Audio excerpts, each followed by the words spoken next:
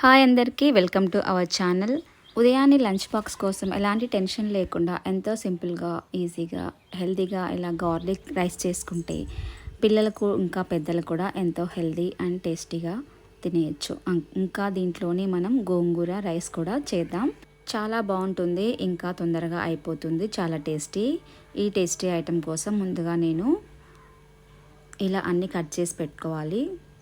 వెల్లుల్లి రైస్ కోసం వెల్లుల్లి ఒక చిన్న కప్పు వెల్లుల్లి, అంటే ఒక 2 పెద్ద వెల్లుల్లి తీసుకుంటే సరిపోతుంది.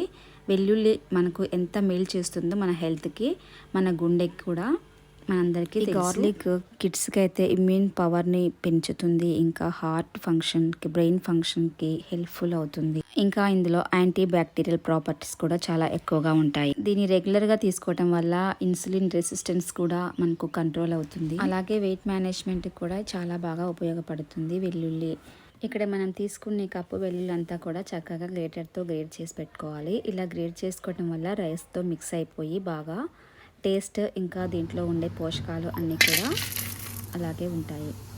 ఇప్పుడు ఒక కడాయిలో 2 టీ స్పూన్ల వరకు ఆయిల్ తీసుకొని మనకు కావాల్సిన పోపు దినుసులన్నీ కూడా ఇలా వేసుకొని లైట్ గోల్డెన్ బ్రౌన్ కలర్లోకి వచ్చే వరకు చక్కగా ఫ్రై చేసుకోవాలి. పోపు అంతా చక్కగా రెడీ అయిన తర్వాత సన్నగా కట్ చేసిన 2 పచ్చిమిరపకాయలు, కొద్దిగా అల్లం, ఒక చిన్న ఆనియన్ ఇలా చిన్నగా కట్ చేసుకొని కొత్తిమీర, కరివేపాకు వేసుకొని ఇలా ఫ్రై చేసుకోవాలి.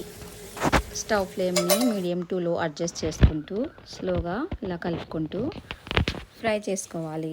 అలాగే ఇప్పుడు కొద్దిగా ఇంగువ కూడా వేసుకోవాలి. అలాగే సగం నిమ్మకాయని కూడా ఇలా స్క్వీజ్ చేసుకోవాలి. లెమన్ జ్యూస్ వేసుకొని ఇప్పుడు దీంట్లో కొద్దిగా పసుపు కూడా వేసుకొని అలాగే సన్నగా కట్ చేసిన కొత్తిమీరని వేసుకొని బాగా కలుపుకొని ఫ్రై చేసుకోవాలి. ఇవన్నీ కూడా కొంచెం ఫ్రై అయిన తర్వాత ఇప్పుడు మనం గ్రేట్ చేసి పెట్టుకున్న ఈ గార్లిక్ని అంతా కూడా ఇందులో వేసి 1 నిమిషం పాటు కొద్దిగా కలుపుకోవాలి. దీన్ని ఎక్కువసేపు కలుపుకోకూడదు, ఎందుకంటే మనకు వెల్లుల్లిలో ఉండే పోషకాలు అన్నీ కూడా సమృద్ధిగా అలాగే ఉండాలి. అంటే కొద్దిసేపు మాత్రమే వేగిన తర్వాత ఇప్పుడు ముందుగా మనం వండుకున్న రైస్ని ఇందులో వేసి చక్కగా కలుపుకుంటే మనకు గార్లిక్ రైస్ రెడీ అయిపోతుంది. దీంట్లో మనం నార్మల్గా యూజ్ చేసే రైస్ వేసుకోవచ్చు, లేకపోతే మనం బాస్మతి రైస్ వేసుకున్నా ఇంకా చాలా బాగుంటుంది. ఎలాంటి టెన్షన్ లేకుండా కూరలు పప్పులు వండే పని లేకుండా హెల్త్కి ఎంతో మేలు చేసే ఈ గార్లిక్ రైస్ ఎంతో త్వరగా అయిపోతుంది కదా.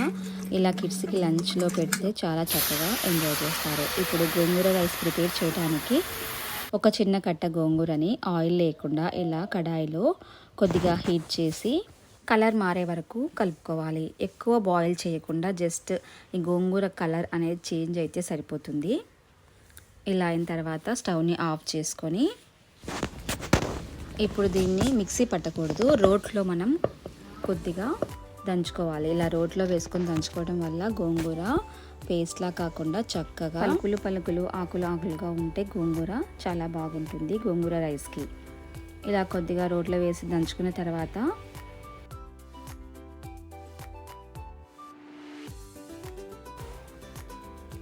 ఇప్పుడు ఒక కడాయి కానీ నాన్ స్టిక్ ప్యాన్ కానీ తీసుకొని ఇందులో ఒక 2 స్పూన్ల వరకు ఆయిల్ తీసుకోవాలి. దీంట్లోనే ఇప్పుడు 1 స్పూను ఆవాలు, జీలకర్ర, వెల్లుల్లి, సన్నగా కట్ చేసిన ఎండుమిరపకాయలు వేసి ఇలా బాగా కలుపుకోవాలి.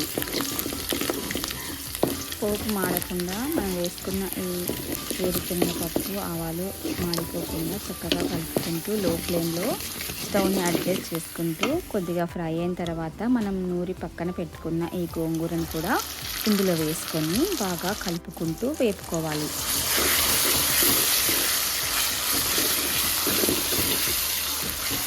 ప్రస్తుత కాలం మనం చూస్తున్నాం కదా, పిల్లల్లో ఇంకా ప్రెగ్నెన్సీ లేడీస్లో ఐరన్ డెఫిషియన్సీ అనేది చాలా ఎక్కువైపోయింది.